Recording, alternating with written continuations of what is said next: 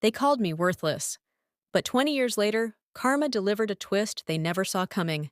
I'm Sophia Carter, 37, standing in the polished atrium of Riverdale General Hospital, where my son, Dr. Ethan Carter, just made headlines as the youngest chief of neurosurgery. My parents, who disowned me at 17 for being pregnant, now demanded to meet their prodigy grandson. My mother gripped her designer clutch like a shield.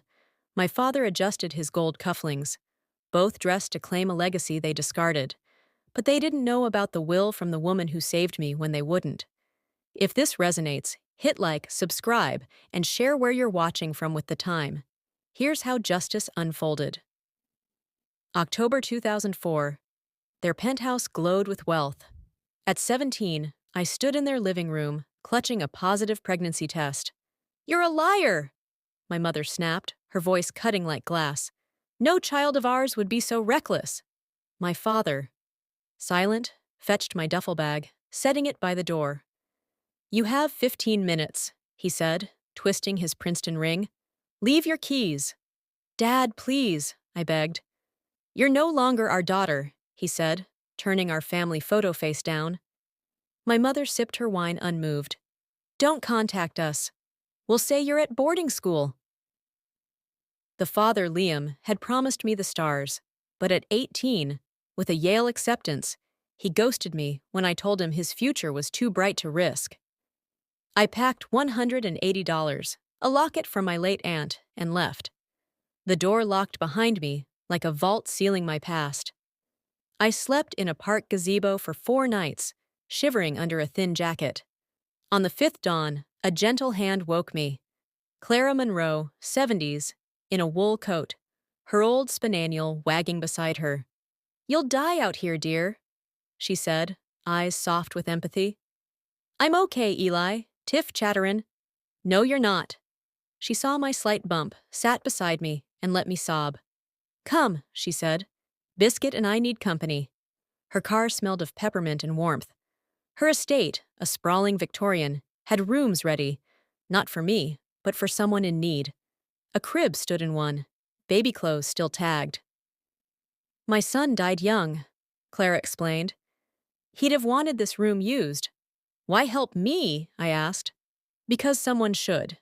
Clara gave me more than shelter. She gave me purpose. While my parents told their social circle I was in Europe, I earned my GED, then a business degree online. Ethan was born in a March storm, perfect and fierce. Clara held my hand through labor, whispering, "You're stronger than you know." She cut the cord, declaring, "This boy's a genius already." She was right. Ethan read by 4, aced gifted programs, and at 16, Stanford Medical School accepted him. Clara, who owned 2 bistro and a bakery, taught me to manage them. "You're not just staff," she said. "You're my heir." When Ethan, at 20, became chief of neurosurgery, the Riverdale Times splashed his face across the front page. "Dr. Ethan Carter, youngest surgical chief, saves 4 in one day." My phone pinged with a voicemail. "Sophia, my mother's voice. I see after 20 years. We must meet our grandson." Emails followed formal from Carter Enterprises. "We wish to reconnect with Ethan, our legacy." They'd hired Liam, now a failed crypto broker, to pressure me. Packages arrived for Ethan. Gold pens, rare medical texts signed. "Your proud grandparents." He returned them confused. They escalated. My mother cornered Ethan outside his hospital. "I'm your grandmother," she purred. He called me shaken. "Mom, some lady stalking me." I told him to call security. Liam's email came next, seeing my parents. "I deserve father-son time. Let's coordinate." He'd taken a job with Carter Enterprises, a family consultant, for a cut of Ethan's future. Clara's lawyer, James, had warned me. "Her will protects you." She'd left $12 million, her businesses, and her home to Ethan and me, with a clause. "No biological family who abandoned you can claim a cent."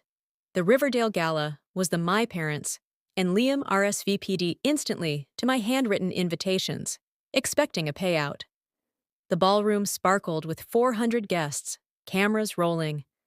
My parents sat front row, smug and tailored finery. Liam, in an ill-fitting suit, fidgeted. Ethan took the podium in scrubs. Family isn't blood, he said.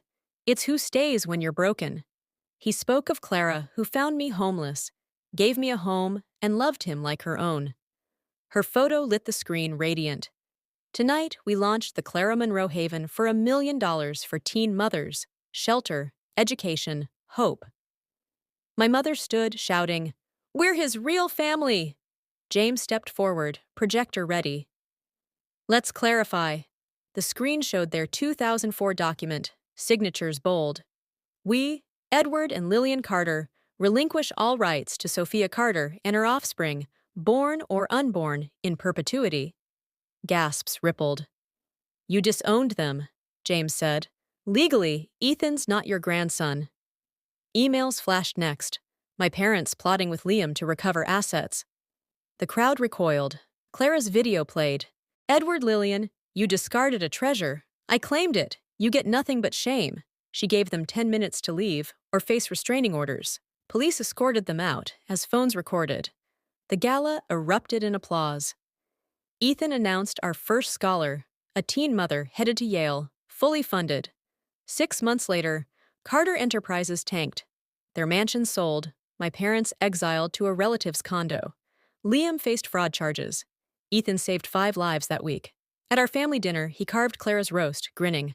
Mom, we got a $60,000 donation for the Haven. I slid a ring across to James. Marry me. He laughed, said yes, and we toasted with Clara's crystal. Her portrait watched over us.